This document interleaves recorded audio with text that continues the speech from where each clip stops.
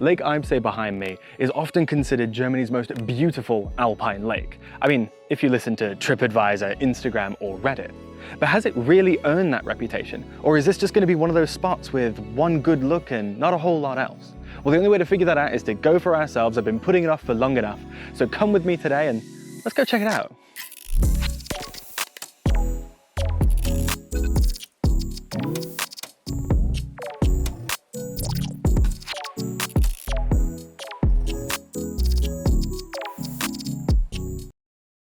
So how are we getting to this most best of lakes, huh? Well, naturally, considering Eibsee is a tourist hotspot, it's got to be somewhere near Garmisch-Partenkirchen. And in fact, it is, nigh on only a few villages over. So to get to Eibsee, we'll be first heading to Garmisch-Partenkirchen by train from the Munich Hauptbahnhof. A pretty classic move for this channel. The trains leave roughly every hour, around the past, but of course always check your own train timetables. But regardless, it's going to be pretty easy to get there and work this into your schedule as a day trip, like what I'm doing. I'll be leaving around 9:30 AM, though I bet Camille would have liked it if we left a little earlier.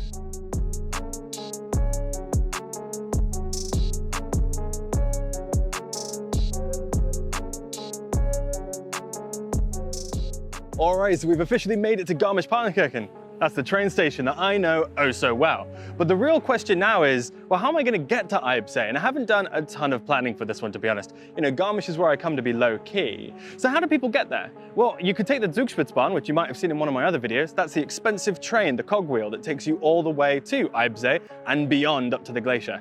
Now, of course, I don't really want to do that because I'm trying to save a bit of money. So you could also take the bus, but then you don't get to really get out into nature. It's just a there and back again. And I think that might be pretty boring too. So for myself, well, I'm going to go try to rent a bike. Wish me luck. I've never done that before here, so let's find out.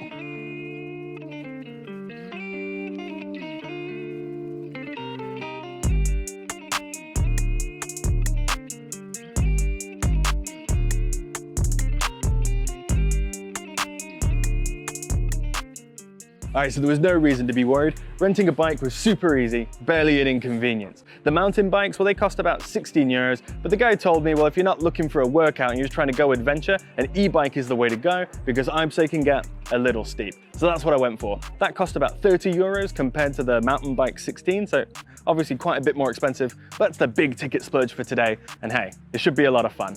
Let's stop waffling on in the city and get out on the roads, huh?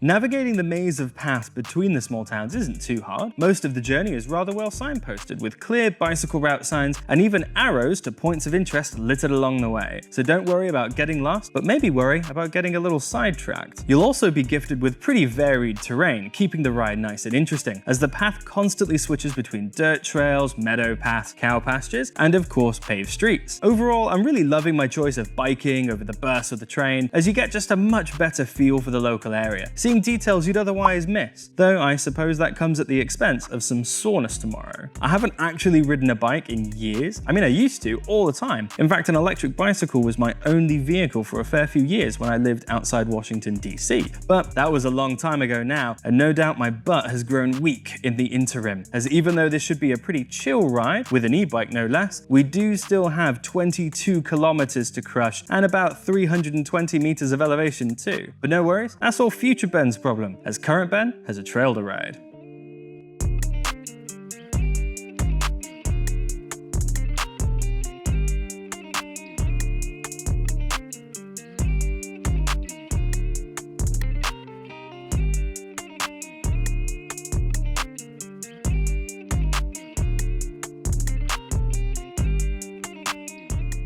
Alright, so kind of need a little bit of a break. We've been biking for nigh on 45 minutes or so now, though the electric motor is proving to be well worth it, as I'm not sweaty. And I wanted to just talk a little bit about getting to know locals, because even though the ride it's not that hard to navigate, there are a lot of bike signals everywhere letting you know where to go, and you got Google Maps, but knowing the most picturesque, well, that's just really hard to tell from a top-down map, isn't it? And so while we were riding, we almost went over to just a main road, boring, full of cars. You hate that kind of stuff. Where actually a bunch of locals flagged us over and said, hey, are you riding around in the area? Where are you going? And we said, oh, we're heading out to Eibsee. And they said, well, go back the way you came, hook up around the church, and well, you're going to end up in this masterpiece of a biking valley. Absolutely fantastic.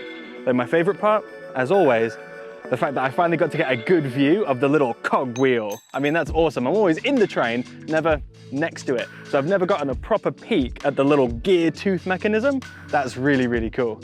Anyway, I really like the route that I've taken, so I'm gonna go ahead and just put that in Google Maps so you can see it, put it on screen right now, and well, after I finish my Coke, I better get back on the saddle and get to Eibsee. That is supposed to be the main event of the day, of course, right? Not the bike ride, though that's quickly turning out to just be brilliant.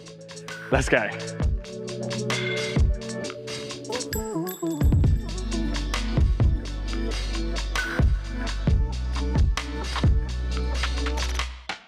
After, say, another half an hour, you'll know you're almost at the lake shore when the trail becomes, well, pretty damn steep, even for an e-bike. The only way is up though, but you do have two choices on how you're gonna take the incline. Number one, you can follow the main road with its smooth pavement and smooth gradient. It should make for a pretty consistent ride while you're constantly passed by cars and buses. Or option two, and what I chose, continue up the dirt path. It's a little harder and the inclines are more variable, some steeper, some less, and lots of rocks, but also so much more visually and physically engaging. So I'd call it just a lot of fun. Though on the return journey, when the light's fading and man, I need to get back to Garmisch-Partenkirchen to return these bikes before the shop close, well, you know that I'm gonna be going down that smooth road. No matter which you choose though, once you've finished crushing the ascent, you'll crest a final hill and pop right into the Eibsee hotel parking lot. From here, we can finally ditch the bikes, stretch our legs for what should be the prettiest lakeside walk in Bavaria. But let's see about that.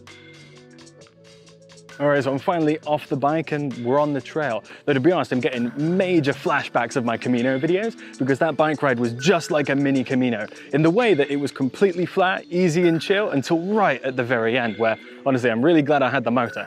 No idea how people did that without the motor, but good for them. Anyway, now it's kind of time for like a lunch spot, but as expected, it's pretty crowded. I mean, that's what I thought, right? So I'm gonna walk for about 20 minutes, 30 minutes, see if we can thin out the crowd a little bit before I have my nice lunch, but pretty starving, so let's keep walking.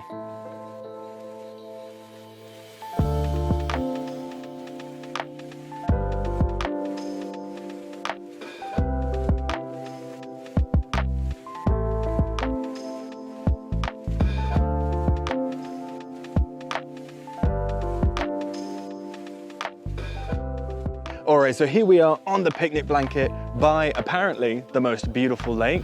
And yeah, I'm ready to eat. We've walked for about 20 minutes. Maybe I should have walked a bit further, but I haven't eaten yet today and I need to eat my sandwiches. I can't wait any longer.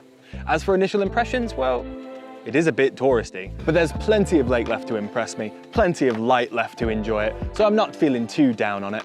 For now though, yeah, I think I'll enjoy the view with my picnic. Not bad, huh?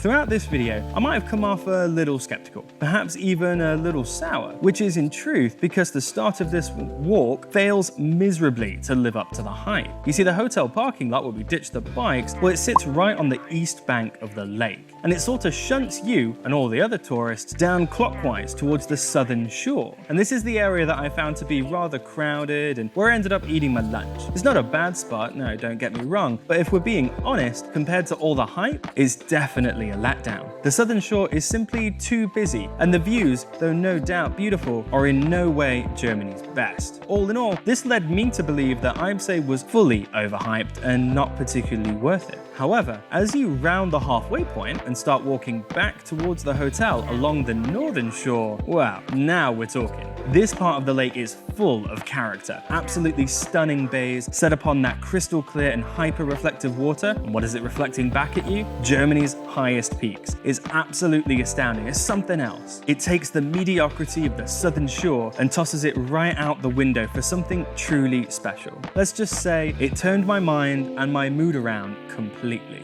Though in the end, I still don't think it's the very best. Having spent all this past summer journeying the lakes in Bavaria, I of course have my own personal favorite, but now that I've given Eibsee a proper chance, I definitely have gained an appreciation for what this lake has to offer, and I'll 100% be coming back in the summer for sure. Enough chatting though, let's have a look at these legendary views.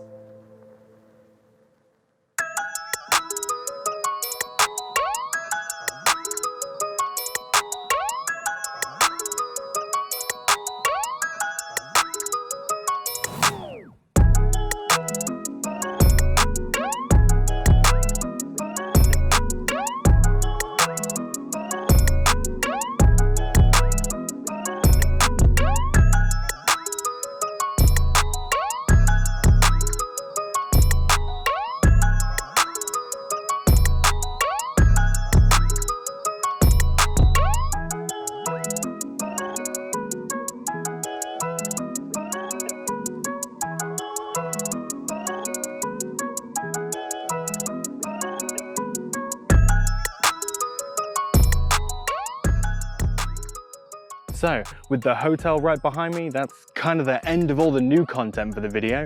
As we round out back there, we'll be on the bicycles and on our way home. So what do I think? Well, there's definitely a lot more depth than just a singular Instagram spot.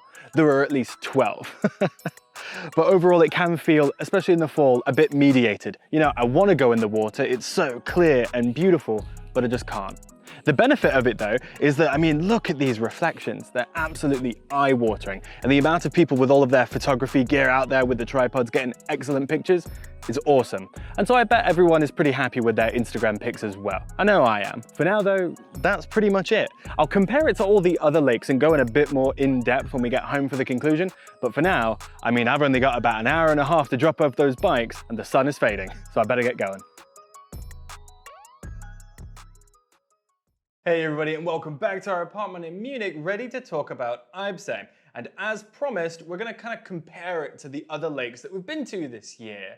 However, we were discussing it and we kind of thought that we should tackle it from two different sides. One person going over the negative and one person going over the positive. And so let's kind of jump right in. And in fact, I think I'll go first if you don't mind, because I'm going to talk about negative. And then you can round out the video by getting all peppy. It's going to be weird. Anyway, so the whole thing with Eibsee for me comes down to one major problem, and that is clearly not enough cake and beer. You see, if you've watched the rest of our lake videos, you'll notice that there are kind of two broad categories that we've gone to. I class them as amenity lakes and remote lakes. You see, the amenity lakes are kind of like Tegernsee, Walchensee, those kind of things, right? Well, there's so much to do. You've got tons of cafes, breweries, beer gardens, hikes, the lake itself. You know, they're pretty busy, they're a little touristy, but there's also so much to do.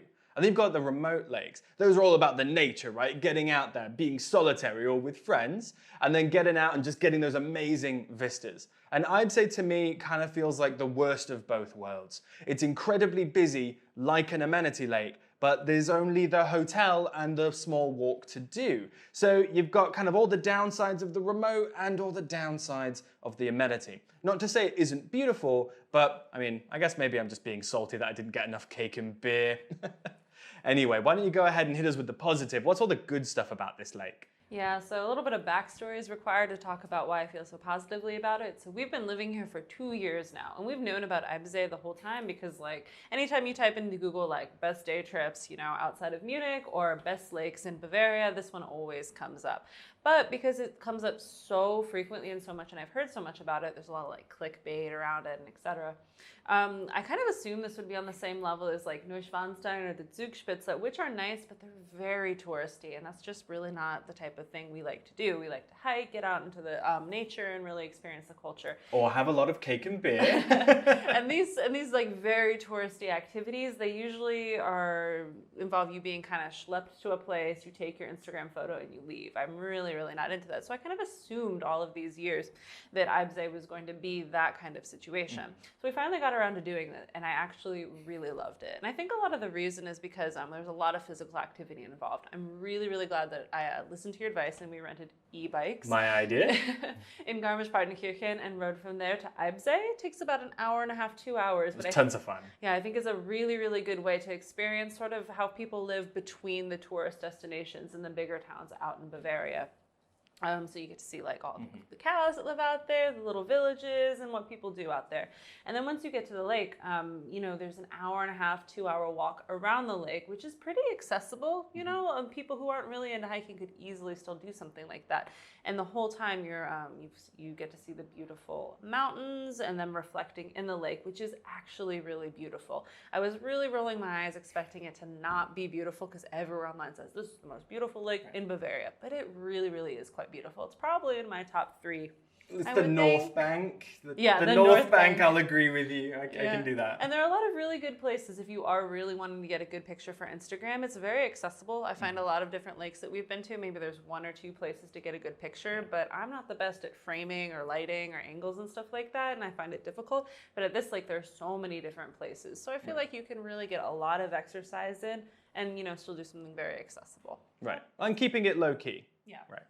No, for sure. I think that pretty much sums it up. And so the recommendation truly is, you know, if you're in the area, which, come on, it's Garmisch-Partenkirchen, it's near the Zugspitze, you're going to be near there at some point, right? So if you are, you'd be missing out if you didn't at least check out the North Shore. You should definitely do that. I think the way that we set up this little day trip is really, really fun, but I wouldn't go too far out of my way to do it. Because instead, if you liked this video, what I would recommend you check out is the Valkensee video, the Tegernsee video, I mean, all of them really, and of course the Schrecksee video. I'll put them on screen now so you can click on them, because I would love to compare those with this one. You know, if you like this, you're really gonna love them, and I think you're gonna be able to find the best lake for you. But at the end of the day, this year has been about going to them all, and I don't regret a single one of them. And so that's pretty much it for this video. We'll see you in the next one. Bye. Pigs Worldwide, Action News, Pig Central.